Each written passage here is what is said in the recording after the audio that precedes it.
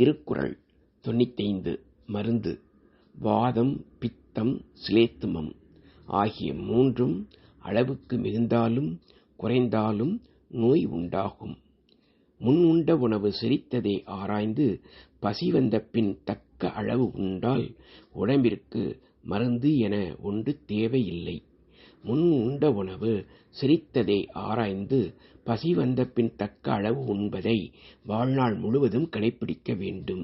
முன் உண்ட உணவு செரித்ததை ஆராய்ந்து பசி வந்த பின் மாறுபாடு இல்லாத உணவுகளை உண்ண வேண்டும்.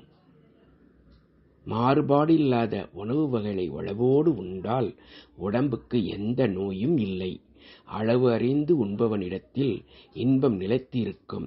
அளவுக்கு அதிகம் உண்பவனிடத்தில் நோய் நிலைத்து இருக்கும்.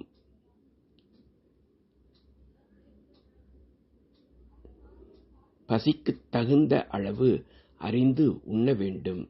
அளவுக்கு அதிகமாக உண்பவனிடத்தில் அதிகமாக நோய்கள் வந்து சேரும். நோய் இன்னதென்று ஆராய வேண்டும். பின் அதன் காரணத்தை ஆராய வேண்டும். பின் அதை தணிக்க வழியை ஆராய்ந்து உடலுக்கு பொருந்தும் வகை செய்ய வேண்டும். நோயுற்றவன் வயது, நோயின் அளவு, நோயின் காலம் இவை யாவும் அறிந்து ஆராய்ந்து செய்ய வேண்டும். நோயுற்றவன், நோய் தீர்க்கும் மருத்துவன், மருந்து, மருந்தை அருகிலிருந்து கொடுப்பவன் என்று மருத்துவ முறை 4 வகை உடையது.